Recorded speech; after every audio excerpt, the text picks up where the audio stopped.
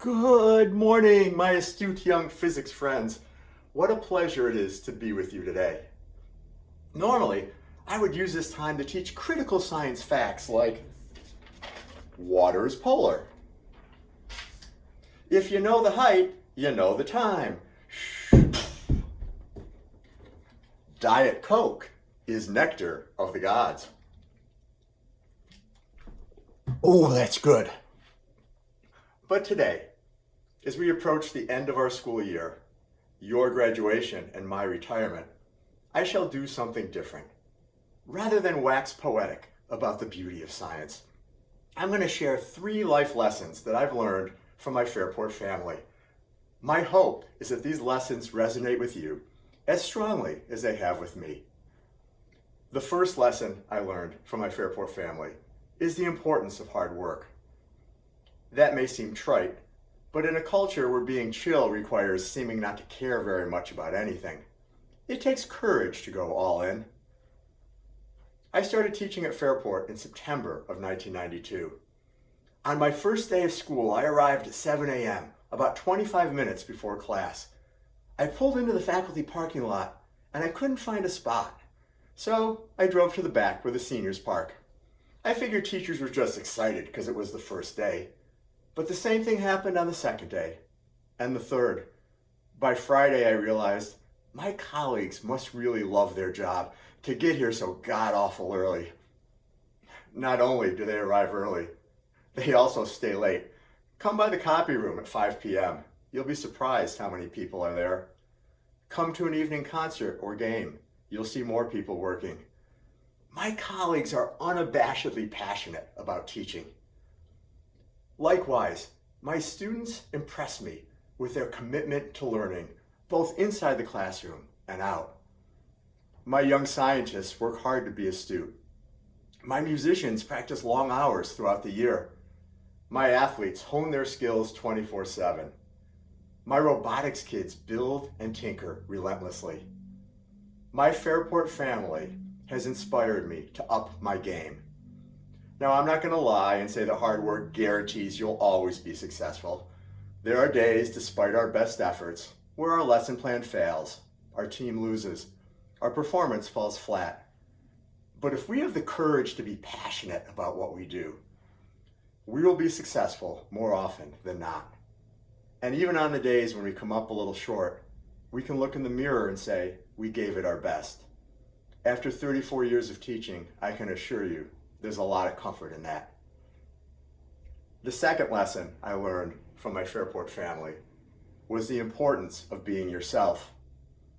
That lesson is easier said than done because our world can be unforgiving about human differences.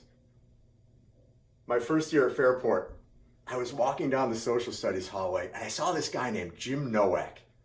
He had a whistle and he was marching his class towards the fitness center like a drill sergeant. Left, right, left, ha! That turned out to be a lesson on sociology. A few days later, I saw him wearing a robe like the Dalai Lama, and he was sitting with students in the lotus position, chanting, Om. That turned out to be a lesson on Eastern religions. About a month after that, I saw him give an assembly for Red Ribbon Week about the dangers of drinking and driving. For 9 periods in a row, he held kids rapt as he shared very personal stories about friends he lost to DWI. It was the most amazing teaching I had ever seen.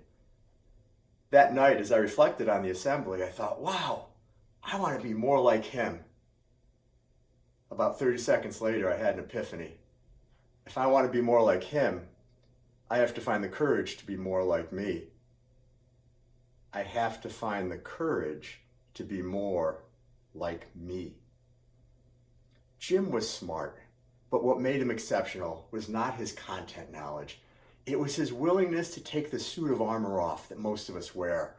Jim had the courage to take his heart and hold it out to the crowd and unflinchingly be himself. He knew the inherent risks. Sometimes if you expose your heart, people will step on it. But he also knew the benefits. If you share your heart with the world, you will have the joy of living an authentic life, and people will share their hearts back in return. For me, being authentic meant finding the courage to come out to my students. Now that might seem like not a very big deal today, but I can assure you, in 1994, an openly gay teacher was a really big deal. The risk I took paid great dividends. It turns out, when you find the courage to love yourself, it's a lot easier to give love to others. And that is the very essence of teaching, giving love to others. What I've learned through my journey is that we all wear a suit of armor. We all have parts of ourselves that we struggle to embrace. We all have things that make us feel different.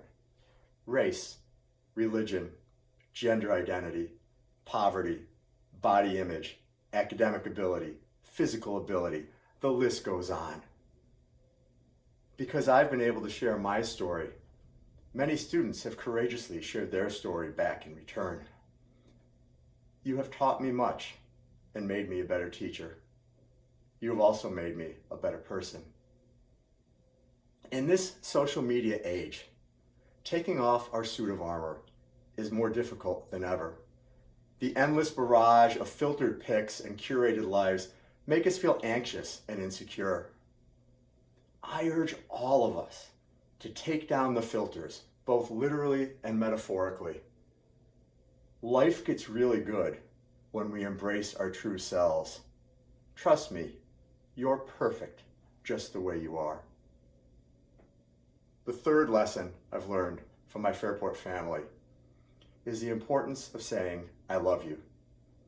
Now, I come from a close-knit Italian family. Whether with my parents, grandparents, siblings, nephews, we never end a visit or a phone call without saying, I love you. It is a family norm that those three words are said easily and often. And yet, when I started teaching, saying I love you in the context of students or colleagues felt awkward, uncomfortable, inappropriate.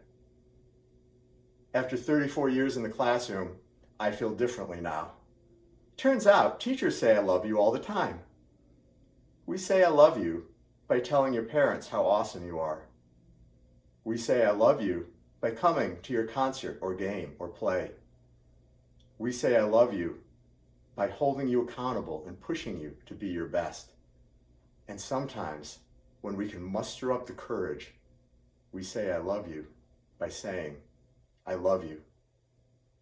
What I've learned from my career at Fairport is that when it comes time to say goodbye, for graduation or retirement or more painful reasons, nobody ever regrets having said I love you too much. But we often regret having not said it at all. In this day and time of isolation and social distance, letting people know that we love them is the most important thing we do as human beings. It is the force that keeps us connected.